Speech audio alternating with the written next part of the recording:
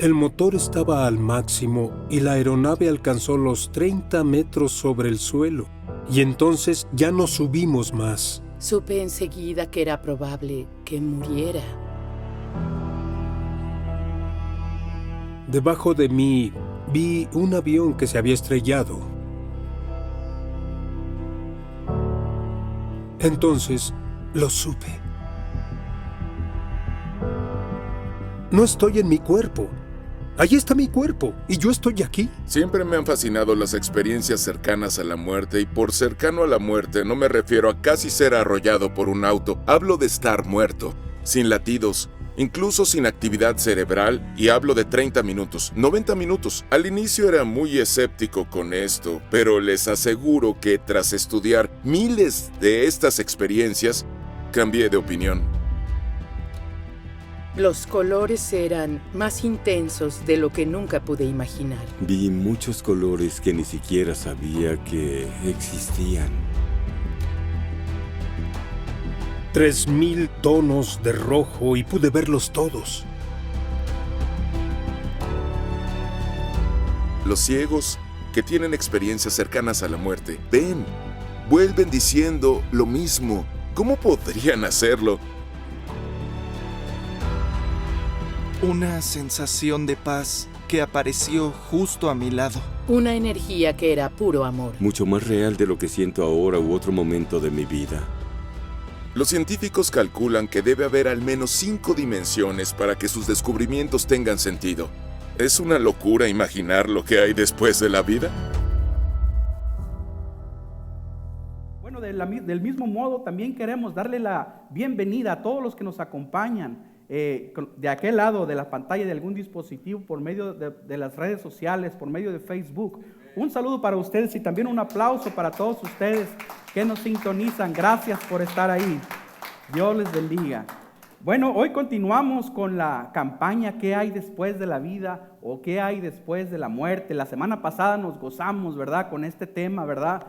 La semana pasada estuvimos hablando. ¿Quién recuerda, verdad? ¿Quién recuerda lo que hablamos la semana pasada? La semana pasada estuvimos hablando de las experiencias de todas estas personas que han muerto clínicamente, realmente han muerto clínicamente por algunos minutos, y que Dios les ha dado la oportunidad de volver a la vida y han llegado a contarnos lo que vivieron o lo que vieron de aquel lado, ¿verdad? Muchas de estas experiencias, dijimos la semana pasada, tienen que ver con un pedacito, una probadita que Dios les da.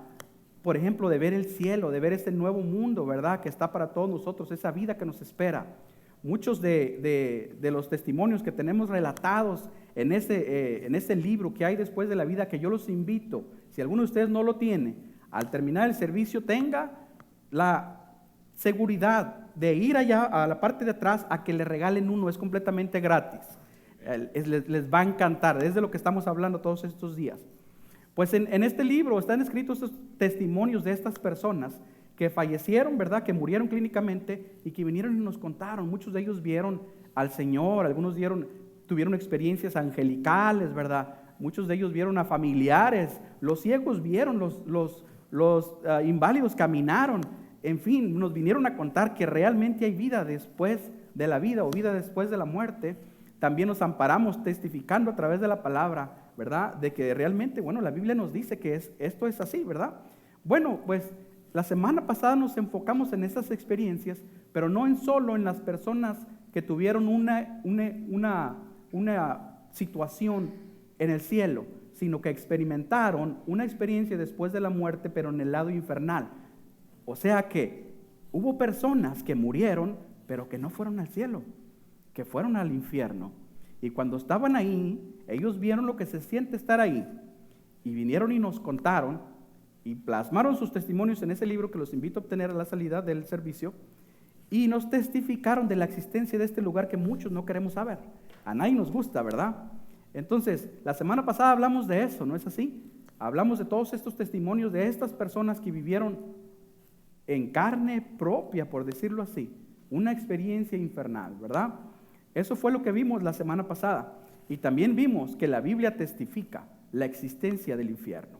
Hoy vamos a enfocar este mensaje, hermanos míos, amigos que nos ven, vamos a enfocar este mensaje en la esperanza que tú y yo necesitamos.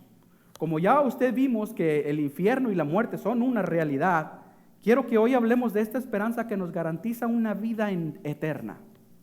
Hoy hablaremos de la promesa de vida eterna por medio del único camino para lograrlo. Esta esperanza se llama Cristo Jesús. Amén, amén. Entonces voy a hacerlo a través de una historia. A mí me gusta contar historias, ya ustedes ya se dieron cuenta, ¿verdad? Vamos a verlo a través de una historia que relata la Biblia. Es una historia donde al parecer los discípulos hubo un momento en que se entristecieron y un poquito se sintieron desamparados.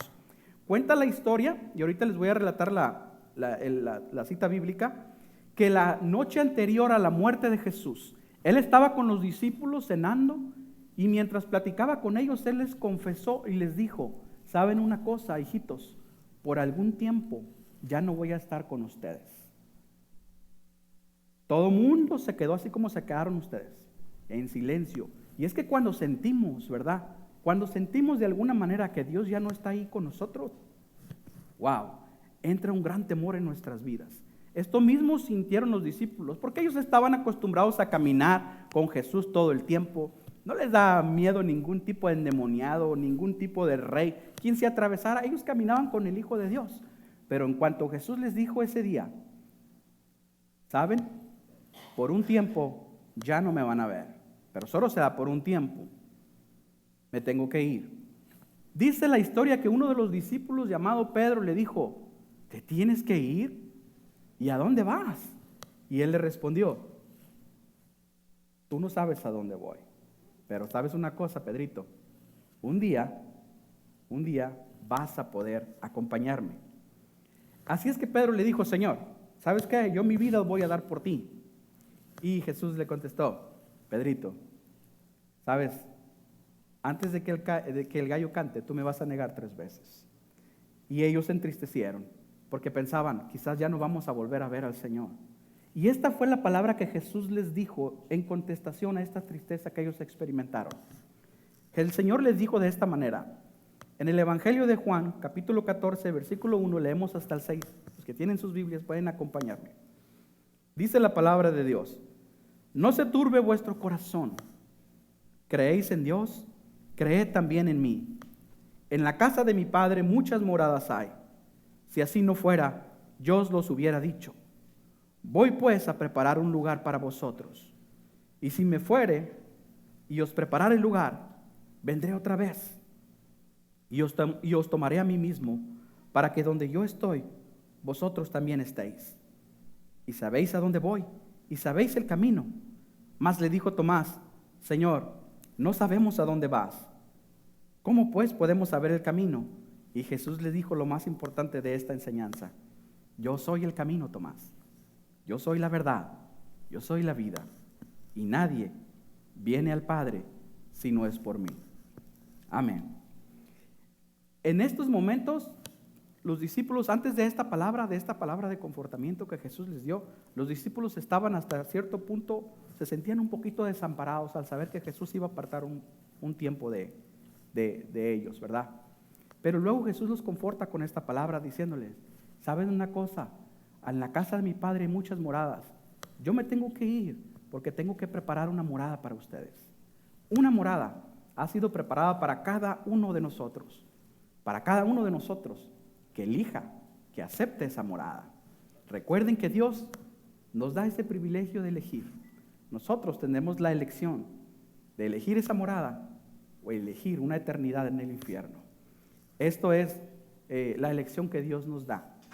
Pero no podemos negar, nadie puede negar, ni podrá negarlo nunca, que Dios no ha preparado un lugar para usted, porque está escrito en su palabra. En el momento que Jesús dio su vida por toda la humanidad, Él preparó un lugar para cada uno de nosotros. Nadie puede decir que no tuvo un lugar preparado. La semana pasada vimos cómo Jesús mismo dijo en su palabra: no es la voluntad de mi Padre que ninguno de estos pequeñitos se pierda. Escrito está, Mateo 18:14, apúntenlo por si algún día tiene duda. No es la voluntad de mi Padre que ninguno de estos pequeñitos se pierda.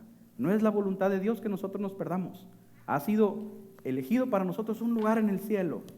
Corresponde a nosotros aceptarlo o corresponde a nosotros rechazarlo. Esa es la voluntad de Dios. Amigos míos,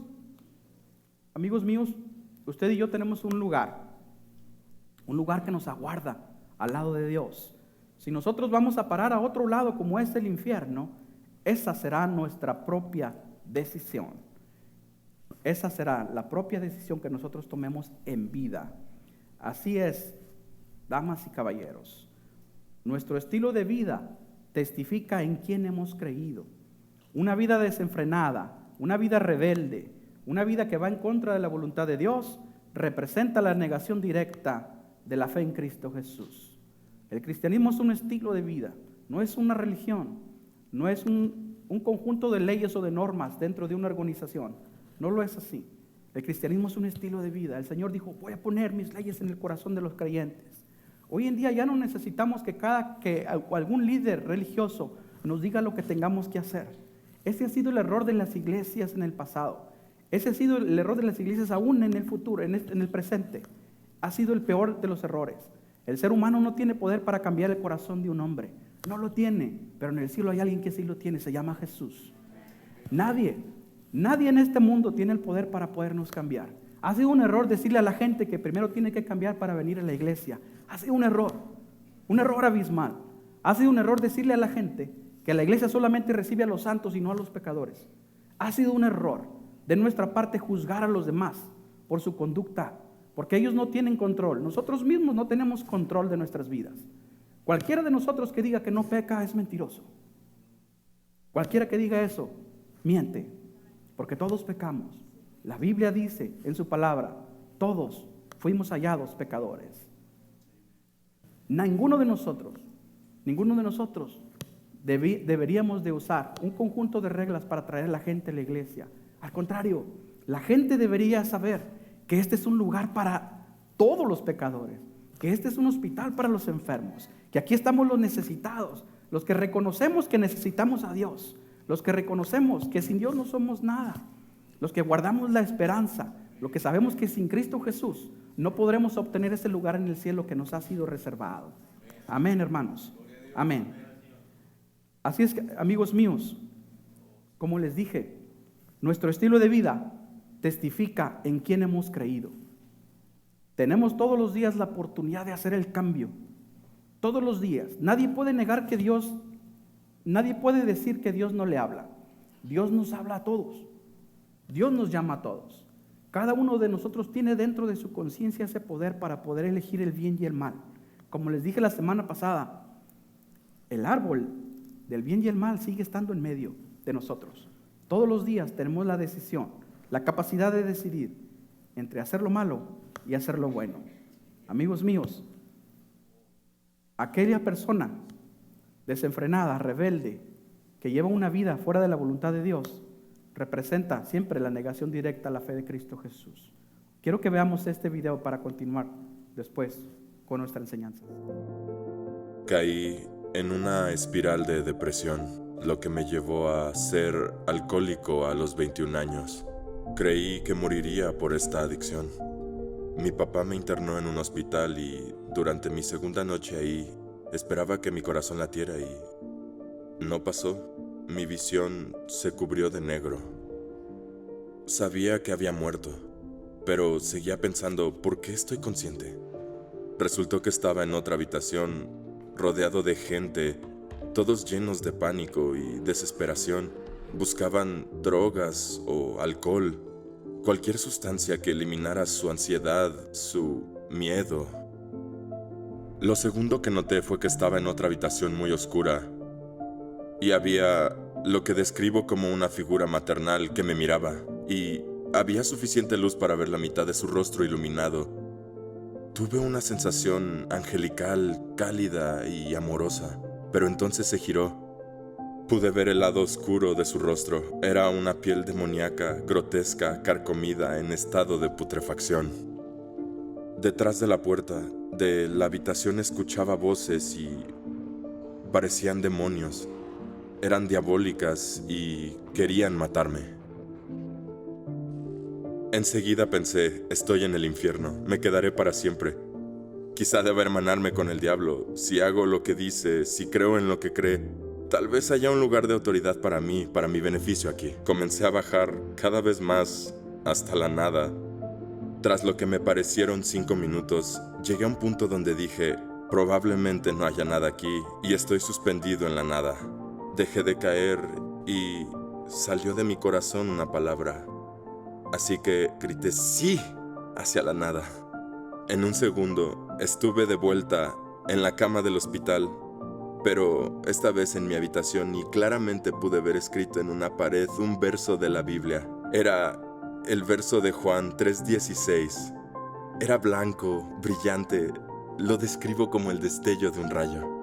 Después de eso, recuerdo haber sentido la gloria celestial por un día. Percibí el hospital y la realidad de dónde estaba mi cuerpo y que debía vivir sin ayuda del alcohol y pensé, mi cuerpo no está del todo bien. Tengo que aprender a vivir la vida sobrio y libre y vivir la vida por el Dios que acepté y que me dio una segunda oportunidad.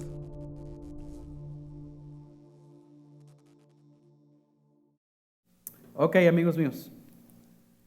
Nuestro estilo de vida testifica si somos del Señor o no somos de Dios. De hecho, la palabra de Dios dice que solo el Espíritu Santo testifica quién es de Dios y quién no es de Dios.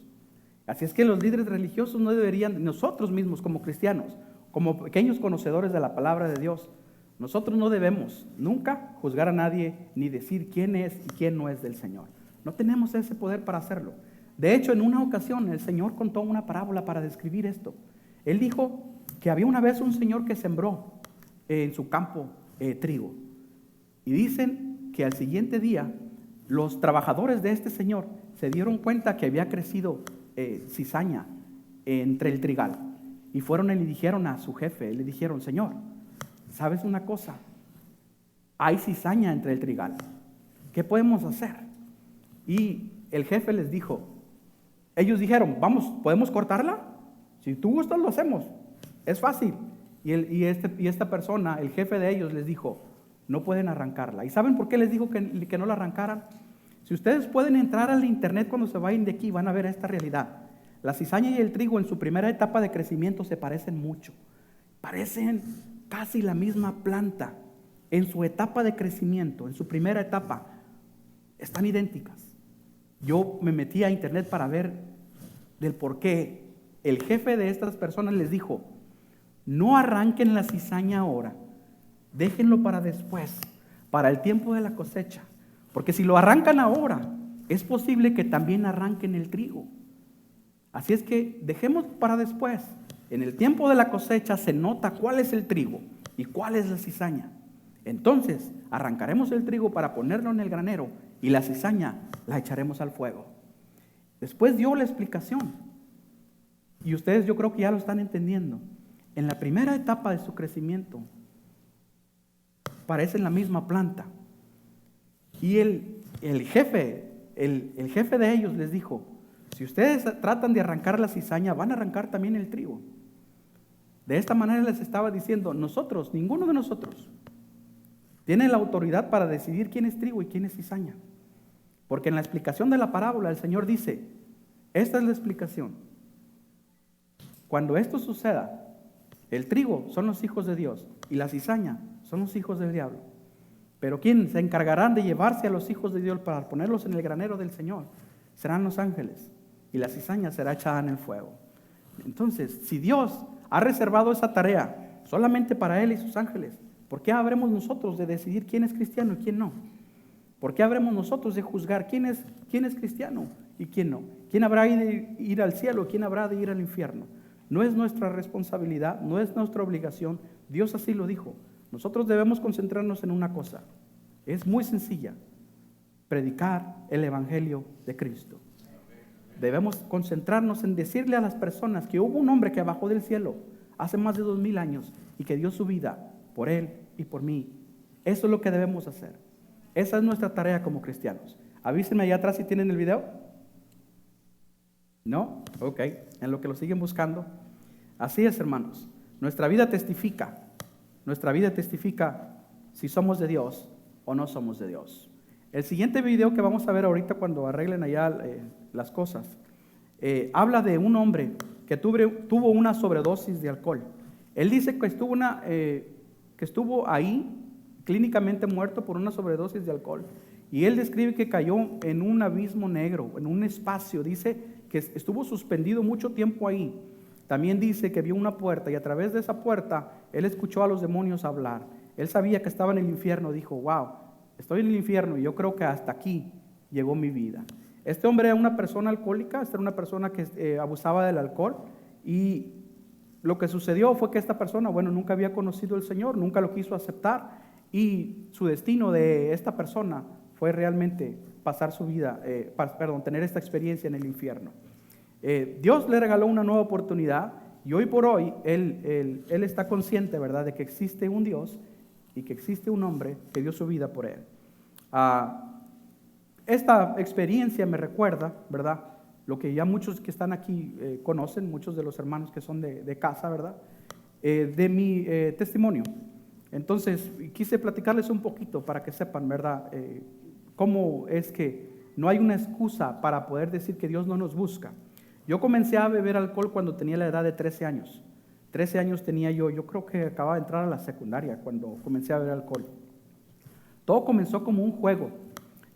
Recuerdo que fue una Navidad, un Año Nuevo, uno de esos dos fiestas, en que yo tenía 13 años de edad y mis amiguitos por ahí sabían que mi papá coleccionaba botellas de vino en su vitrina.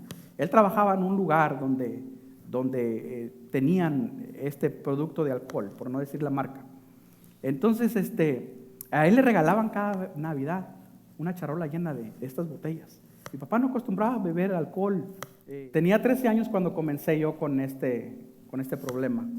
Comenzamos en una fiesta navideña, creo, o Año Nuevo, creo. Uno de mis amigos me dijo, oye, tu papá tiene botellas ahí. Y yo le dije, estamos muy pequeños para tomar, nosotros no sabemos ni siquiera hacerlo, ¿verdad? Así es que, total, me convencieron entre todos ellos. Dije, ¿por qué no? Y fui y me robé una. Dije, total, mi papá no va a ver la diferencia. Y había muchas, ¿no? Recuerdo que hacía bastante frío ese día, hacía demasiado frío, que solamente nosotros andábamos afuera, todas las demás familias estaban celebrando la fiesta dentro de sus casas. Recuerdo que comenzamos a darte traguitos y traguitos a esa botella de tequila, y al poco tiempo comenzamos a sentir cómo el frío se fue, y primero teníamos bastante asco, quiero decirle que realmente eso era asqueroso, pero nadie quería delatarse uno al otro, ¿no? Porque esto sería como decir que no éramos hombres, ¿verdad? Así es de que todo lo estuvimos haciendo hasta que terminamos de tomarnos esa botellita y lo demás ya no me recuerdo. Lo demás de esta historia me lo contaron que sucedió, ¿verdad? Porque dicen que andaba yo con mis amiguitos por toda la calle, llore y llore, abrazados, caminábamos para allá, caminábamos para un lado, decíamos cuánto nos queríamos y no sé qué, hasta que mi madre nos vio y de los pelos me metió a mi casa y ahí me dio con todo. Yo me recuerdo que al segundo día desperté con un dolor de cabeza y en el pelo porque decían que mi mamá se cansó de darme una tunda, ¿no?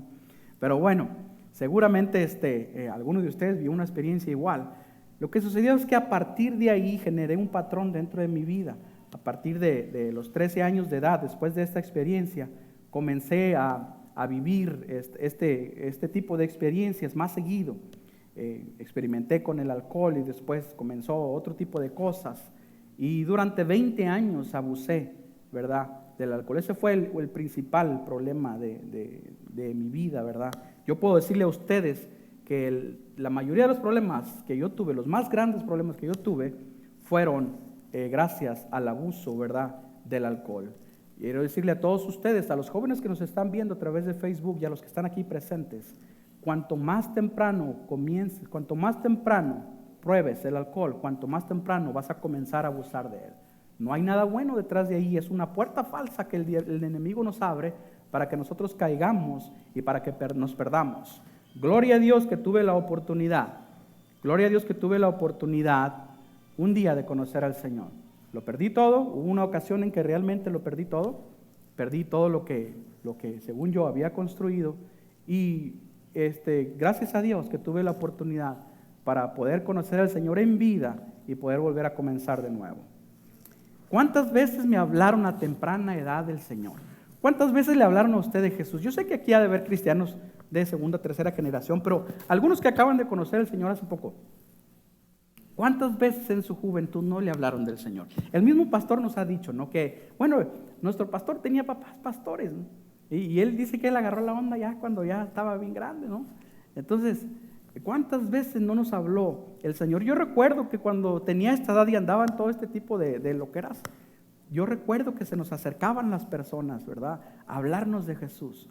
Pero todo el tiempo lo negábamos, todo el tiempo no queríamos escuchar, todo el tiempo poníamos esa barrera, obstruíamos esa enseñanza. ¿Cuántas veces no le tocaron su puerta para hablarlo? Le dieron un tratado y no lo hicimos. Bueno, ¿saben por qué las personas no quieren escuchar? ¿Por qué nosotros no queremos escuchar nunca la palabra de Dios cuando estamos cegados? Es por la dureza de nuestro corazón. Vamos a la palabra de Dios en el libro de Romanos, capítulo 2, versículos 5 al 8. Esto es lo que dice la palabra de Dios acerca de lo que produce que nosotros endurezcamos nuestro corazón. Hermano mío, si usted está viendo ahorita, está viendo este mensaje a través de algún dispositivo, a ustedes que están aquí en la iglesia, si usted está escuchando esta palabra y aún no le cae el 20 de la gravedad de ignorar el destino que nos espera si no nos arrepentimos de nuestras vidas malas, de la gravedad del destino que nos espera, porque es una eternidad. Si no tomamos en cuenta, si no aceptamos el sacrificio que hizo Jesús por nosotros, hermano mío, si usted está escuchando, no endurezca su corazón. Hoy es día de abrir ese puño que usted ha mantenido cerrado y de escuchar la palabra de Dios. Esto es lo que produce endurecer su corazón. Romanos 2, 5 al 8 dice así: pero por tu dureza y por tu corazón no arrepentido, atesoras para ti mismo ira, para el día de la ira y de la revelación del justo juicio de Dios, el cual pagará a cada uno conforme a sus obras. Vida eterna a los que perseverando en bien hacer buscan gloria y honra e inmortalidad, pero ira y enojo a los que son contenciosos y no obedecen la verdad, sino que obedecen la injusticia. Hermanos míos, solamente por la dureza de nuestro corazón, nosotros podemos estar en riesgo de perder ese lugar que nos aguarda en el cielo. Recuerden lo que acabamos de leer en la Biblia. Jesús dijo: me voy para preparar un lugar para vosotros, un lugar para cada uno que crea en Jesús, un lugar para cada uno de nosotros que crea que Jesús es el Hijo de Dios, que murió por usted y por mí, pero que resucitó y ahora está sentado a la diestra del Padre. Hay un lugar para nosotros, hermanos. Quizás alguien esté escuchando esta palabra y necesite con urgencia tomar una decisión hoy. Alguien que esté cansado de la vida que lleva. Alguien a quien Dios está llamando todos los días a través de su conciencia. Alguien que se siente tan mal por todo lo malo que ha estado haciendo. Seguramente alguien en este lugar o del otro lado de algún dispositivo, por las redes sociales, se siente así. Si tú eres esa persona, déjame decirte que esto que sientes se llama convicción de pecado. Y es bueno. Es bueno que te sientas así. Es bueno que tú desees cambiar de vida. Es bueno que haya nacido en tu corazón ese deseo por darle un giro a tu vida. Si estás cansado de estar haciendo lo que estás haciendo, si estás cansado de llevar esa vida en que vuelves a fallar y vuelves a fallar y vuelves a fallar, les hablo a las personas que están a punto de perder su matrimonio. Les hablo a las personas que consecuentemente están engañando a su mujer o a su esposo. Les hablo a papá, les hablo a mamá, que aún en estos días aún golpean a sus hijos por derramar un vaso de leche en la mesa. Hay tanto que hacer por cambiar. Nuestro estilo de vida testifica si somos de Cristo o no. Hermano mío, usted que me escucha, si usted está cansado de ese mal carácter que usted tiene, que no tiene paciencia, si usted está cansado de llevar esa vida mala, hermano mío, esa es convicción de pecado. Esa es convicción de pecado. Esto quiere decir que usted se ha dado cuenta de esa mala vida que lleva y usted se está arrepintiendo. Vamos a leer 2 Corintios, capítulo 7, versículo 9 al 10. Quiero hablarles de estas dos tristezas para que ustedes puedan ver esta diferencia. Dice la palabra de Dios: ahora me gozo, no porque hayáis sido contristados, sino porque fuiste contristados para arrepentimiento, porque habéis sido contristados según Dios, para que ninguna pérdida padecieseis por vuestra parte, porque la tristeza que es según Dios produce arrepentimiento para salvación. De que no hay que arrepentirse, pero la tristeza del mundo produce muerte. Segunda de Corintios, capítulo 7, versículo 9 al 10, habla de dos tipos de tristezas que nosotros experimentamos. Hay una tristeza que es del mundo, que produce muerte. Ese tipo de tristeza no es más que un remordimiento. No es más que un remordimiento de aquel que toma un día y al otro día dice: ya no voy a tomar, te lo juro, vieja, que ya no voy a tomar y ya nunca más te voy a volver a pegar y vas a ver que nunca más voy a volver a hacerle daño a los hijos. Y la semana siguiente vuelve a escuchar la voz de su compadre y se vuelve a ir a esa cantina y regresa de la misma manera y lo vuelve a hacer. Ese es un remordimiento según el mundo. Ese produce muerte.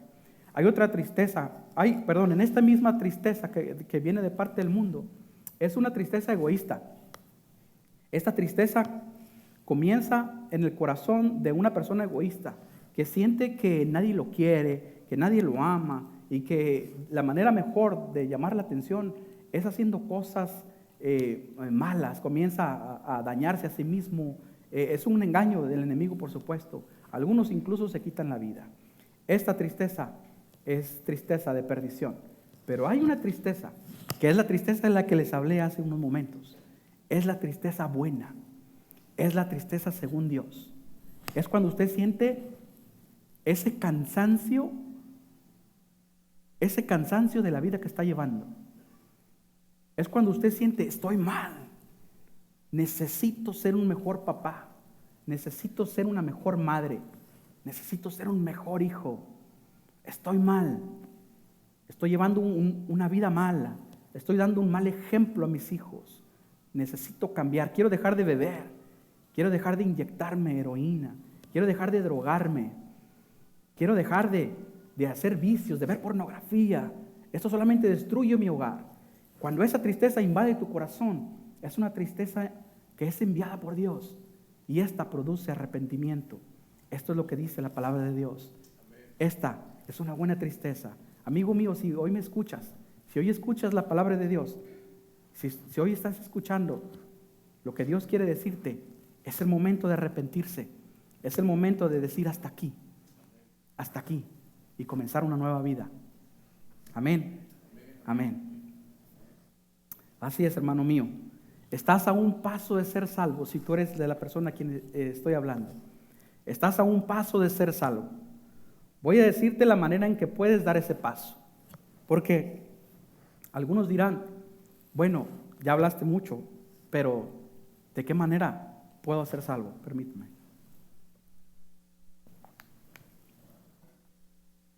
Tú puedes dar ese paso que cambiará tu vida a través de esta historia que les voy a contar. Dos hombres que amaban a Jesús y un día fueron azotados. Un día fueron azotados horriblemente y fueron enviados a una cárcel. Estos dos hombres se llamaban Pablo y Silas. El apóstol Pablo y Silas. Quiero leerles esta historia en el libro de los Hechos, capítulo 16, versículo 23 al 31. Acompáñenme los que tengan Biblia. Así dice la palabra de Dios.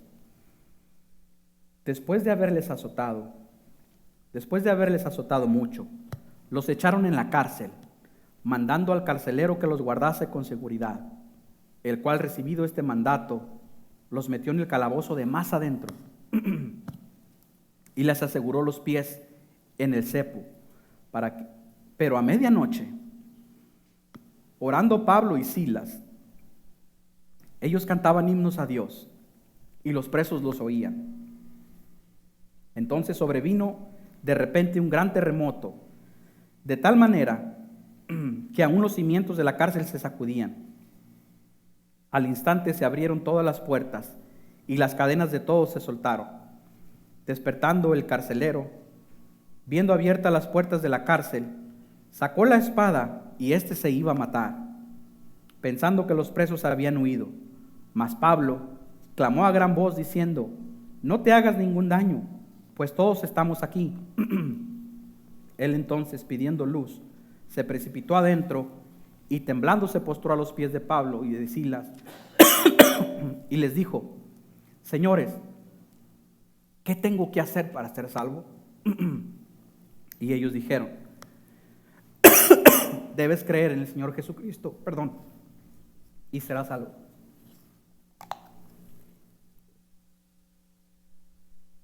Oye, hay muchas fallas en el sonido y también en la voz, perdón. Así es, hermanos. Ellos preguntaron: ¿qué tengo que hacer para ser salvo? Él preguntó, Ustedes vieron que Pablo y Silas fueron encarcelados por predicar la palabra de Dios.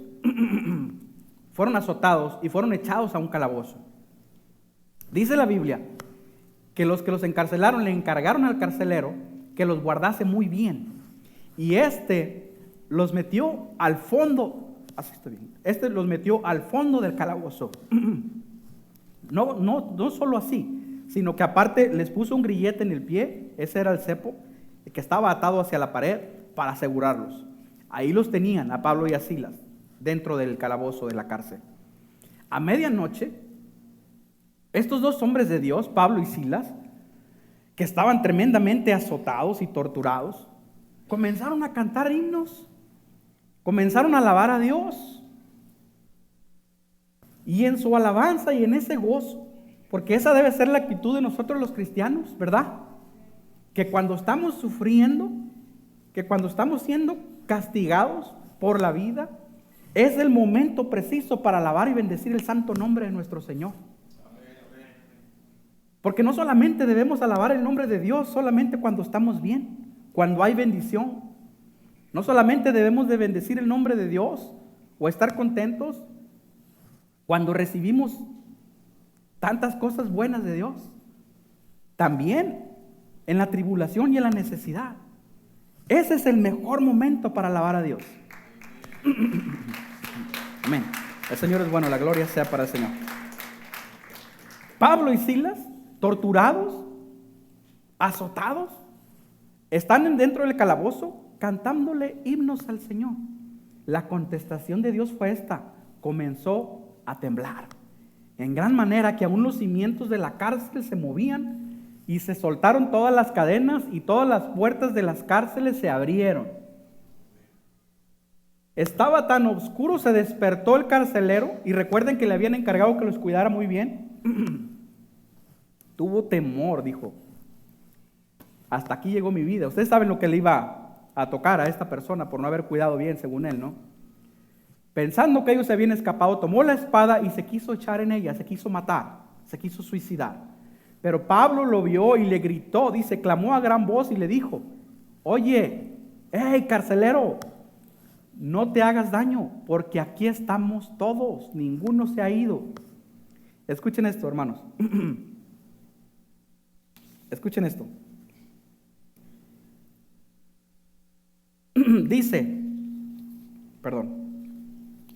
Dice la palabra de Dios. Dice que este hombre, cuando vio esto, tembló. Se los voy a leer porque quiero que lo leamos bien. Dice: Pablo clamó a gran voz diciendo: no te hagas daño, pues todos estamos aquí. Él entonces, pidiendo luz, se precipitó adentro y temblando se postró a los pies de Pablo y de Silas, y sacándolos les dijo: señores, ¿qué tengo que hacer para ser salvo? Y ellos le dijeron: solamente tienes que creer en el Señor Jesucristo. Quizás tú te preguntes hoy en día: ¿qué haré después de creer en Jesús, verdad? Porque después de que creemos en Jesús hay una gran tarea.